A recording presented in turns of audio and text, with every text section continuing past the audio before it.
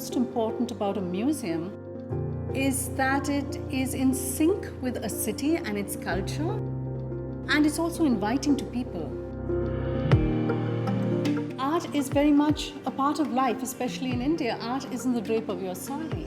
Art is in the beautiful rice patterns that you draw on your doorstep. Indians have always been connected with the arts, but that connection seems to have snapped. And we are very keen on re-establishing that connection and making art both relevant, enjoyable and exciting for everyone.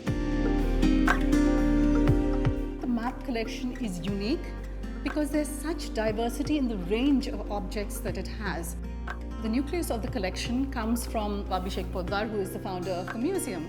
He donated 7,000 objects to MAP, and that inspired a whole lot of other patrons as well to gift artworks to MAP, and the collection is now at around 60,000. We've loosely divided it into 6 categories. There's pre-modern, there's modern and contemporary, there's textile, craft and design, there's living traditions, photography and popular culture. But MAP's collection really wanders off in several different directions. It is maybe an archivist's nightmare, but it's a curator's absolute delight. Some of the earliest objects we have is perhaps the Brahmani from the 10th century. We have the pre-modern collection, we have miniatures in the collection, and then we have what we call living traditions, which is normally understood as folk and tribal art. This episode of Surpanaka really is part of the Ramayana folios. And it tells the story of Surpanaka, who is the sister of the demon king Ravan. We would like MAP not just to be a repository for objects. We really see MAP as a space for ideas and conversations that we initiate through the collection. One of the interesting objects that we have is this beautiful brocade skirt. And more than the skirt, it's the lovely stories that it has to tell, both about the owner and the makers. The skirt was created at the time when India was struggling for independence. You see these patterns of these swirling vines and beautiful sunflowers, but when you look closely at the sunflower, you can actually see a picture of undivided India in the center. The British at that time were clamping down on any expressions of the desire for freedom. So these were very clever ways in which people could express their intentions and a way of spreading the message.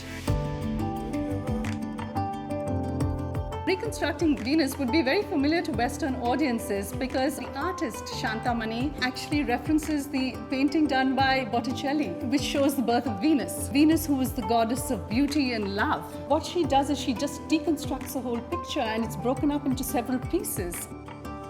We are really looking at the male construct of beauty and the pressure that women face to always stay beautiful and young forever, and the complete lack of ownership that they sometimes feel over their own bodies.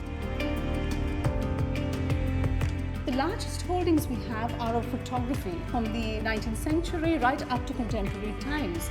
And most museums do not have photography as part of their collections because these were not recognized really as art forms. So I think that is a special area for MAP, especially because today with the mobile phone, everyone is clicking photographs. It's something that people connect to and relate to. We are perhaps one of the few, if not the only museum that has popular culture as part of the collection. And when I say popular culture, I mean things like Bollywood posters, lobby cards, film scripts, advertisements, calendar art. And the idea is actually to go beyond the existing or the old school of categorization that existed and to find newer narratives. Because what we're trying to do is to collapse hierarchies between what is perceived as high and low art and to look across the collection to draw interesting connections. We really want to democratize art and to change the experience that people have with the arts, to take art into the heart of the community. We want to make this an exciting cultural hub where they learn something and they enjoy doing it. I hope Bangalore is as excited to greet us as we are to open our doors to them.